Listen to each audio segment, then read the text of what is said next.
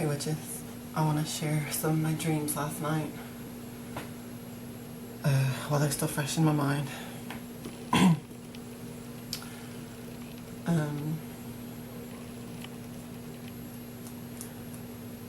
First let me share like this astral travel. Excuse me. This astral travel I had last night. I fell asleep. Y'all know how you usually fall asleep? There's like a pattern to it, like, you get ready for bed and whatever you do before you go to sleep. And then you lay down and you go to sleep, and there's like a pattern to how you do it. Last night, I fell asleep randomly with my head at the foot of the bed. And, that pattern was not there, and I just fell asleep like that. And in that moment, a spirit took me. I'm going to try to avoid labels, but the spirit that took me was like Christ consciousness.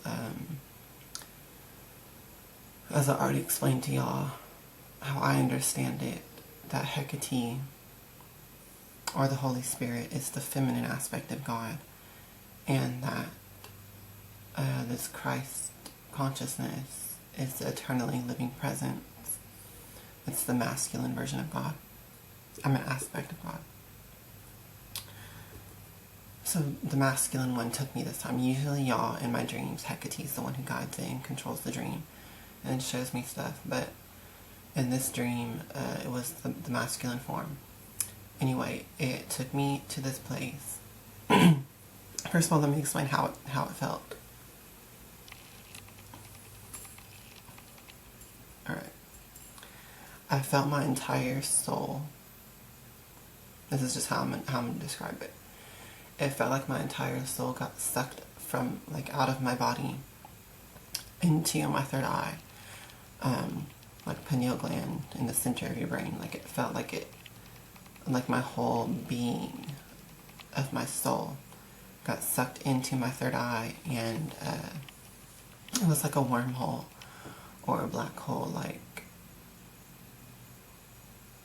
like being sucked into the third eye took me to another realm. Like it was a doorway to this other realm, and what it was, in this other realm, there was nothing physical there. It was like, sorry, y'all, hold on. I had literally been awake long enough to make a cup of coffee and tell my mom these dreams, but so my throat's all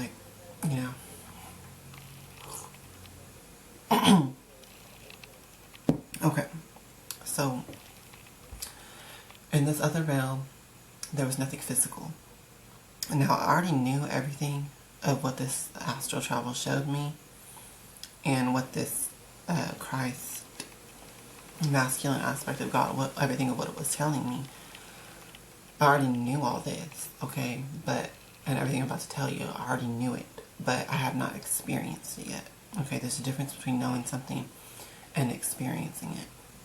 So in this astral travel last night, that was an hour long, the masculine aspect of God, the Christ, it basically let me experience what this other realm is like, rather than just knowing about it.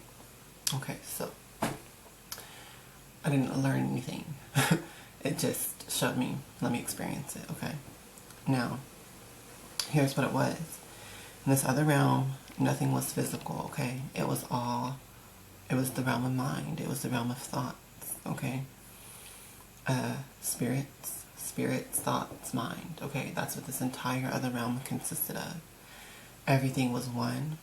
It was all one mind. There was nothing separate there.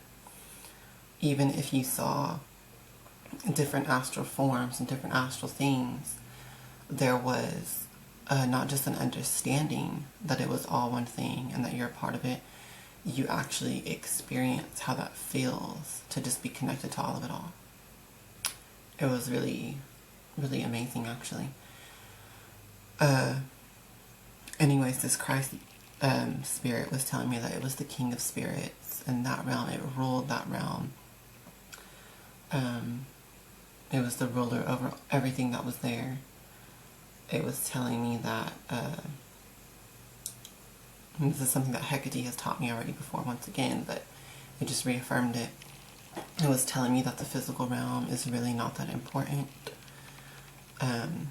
because it's all temporary. Everything here in the physical realm is temporary, which means that it comes into being and then it goes out of being.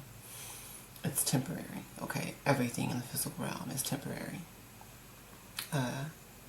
So it's just less important compared to the other realm, you know, which, as Hecate has told me, that's called the Dreamtime realm, or the Dreamtime realms, and it's like a infinite multiverse of eternal realms that are not physical. So, you know, that's where everything exists eternally, and that's where we come from, and that's where we go. So it basically, as much as Hecate has taught me about all of this, being the feminine aspect of God, this Christ being the masculine aspect of God actually took me there and let me experience it. So I thought that was really interesting. I thought I would share that. That was the astral travel that I had last night, where I was asleep for 1 hour. Okay. Now, let me tell you the dream I had last night, which, I'm like halfway through this video, y'all. I hate this 20-minute time limit. Okay. In the dream I had last night, it was not me. I was not myself. I was actually a little African, either African American or just African boy. And, you know, with dark skin and all that. And I was a little boy, and I was a spirit. I wasn't a physical living person. I was a little, you know, little boy spirit. And in this dream, it was showing me like a ritual going on. There was a circle of dark-skinned men and women. It wasn't like a voodoo ritual because they weren't wearing all white. They were all wearing just like casual, comfortable clothes. The only person in that whole group that was dressed ritualistically was the woman that was in the center of the circle. She was wearing a green dress with a really big golden belt on. And that was like this thick. A band of gold that went all the way around on the top, and then a band of gold that went all the way around on the bottom.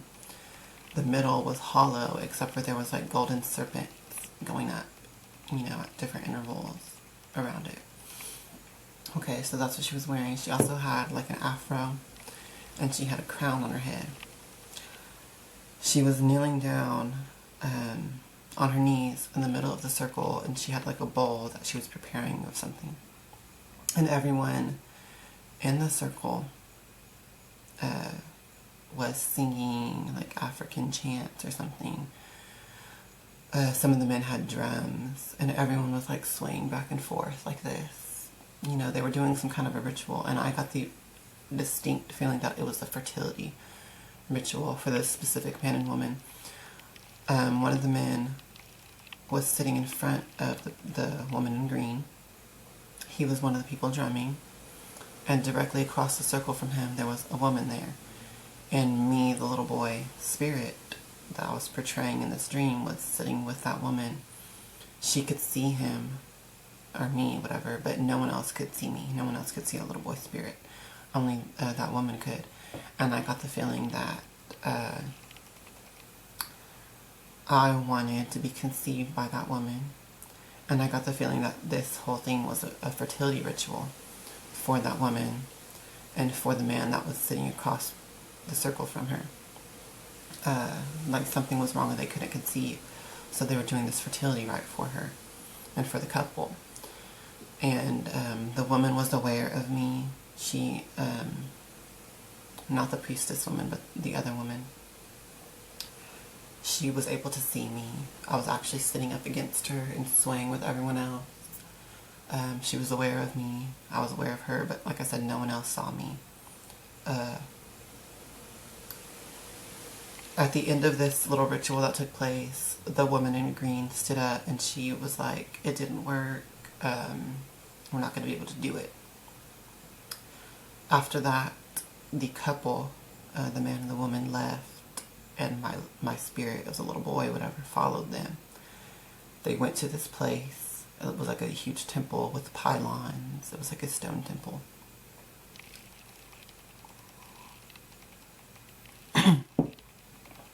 And it was like a place that they were calling this temple the City of Angels. And the man was like, okay, that didn't work, but I have another idea that we can conceive still. If we, you know, have sex in the City of Angels temple, then we'll still be able to conceive. And the woman was like, yeah, but it's forbidden. Something about it was forbidden, and she was like protesting a little bit. But ultimately, she ended up listening to the man, and they went in that temple. And once they were inside there, once again, I was the little boy spirit. I followed them in there, and I saw that even though their physical bodies didn't change, once they went in that temple, it was like I was able to see their spirit superimposed over their physical body. And now this couple was much older, so that might have been why they couldn't conceive. But inside that temple, when I saw their spirit superimposed over their body, it was showing a young, youthful spirit, and like this bluish white light that was just illuminating from the temple. Astral light, I guess. And you know, they started to kiss, and the dream just fast forwarded after they had already had sex, and it worked. She was pregnant, and they were coming out of the temple, and then the woman in green from the beginning of the dream somehow found out about it, and she got upset, and she was like, you should not have done that. You broke the rule. You're not supposed to conceive there. It's forbidden. It was like desecrating that temple to have sex in there. And this couple did it anyways because they really wanted a child. But it was like to where even though that temple was called the City of Angels, even though there was an angelic presence there, and it was like this good place, if you had sex there and like desecrated the temple, then it would have brought forth some kind of something evil or something bad. And so this woman was like, she wasn't really mad. She was more like, she seemed like she was scared. The woman in green, she seemed like she was scared of what was going to come because they did that. And she was like upset and disappointed, but not really angry. And that's how that dream ended. And so, you know, I was wondering,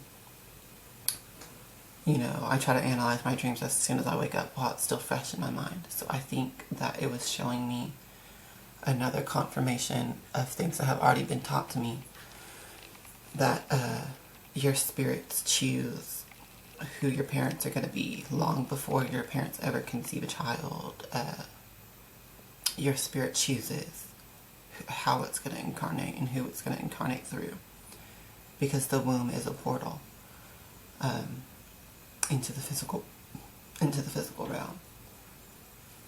Y'all, that's why women are more powerful at magic, no matter how powerful of a male witch that you could be.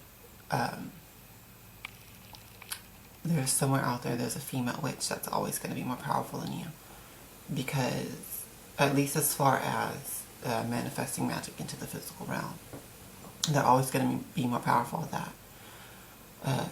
Now, I'm not saying that some male witches aren't more powerful than some female witches. What I'm saying is that the potential for a female witch to become more powerful than a male witch is always there. So, it's because their womb is a portal, y'all. I think this video is going to end and cut off like within seconds, so I'm going to go ahead and end it. But I just wanted to share these dreams with y'all. You know, if you have any thoughts or ideas, The only thing I know that is called the City of Angels is Los Angeles, but obviously that's not a temple. If y'all know of some temple somewhere in the world that's called the City of Angels, leave a comment if you just have any ideas or whatever, similar experiences. You know, I'd like to hear back from y'all.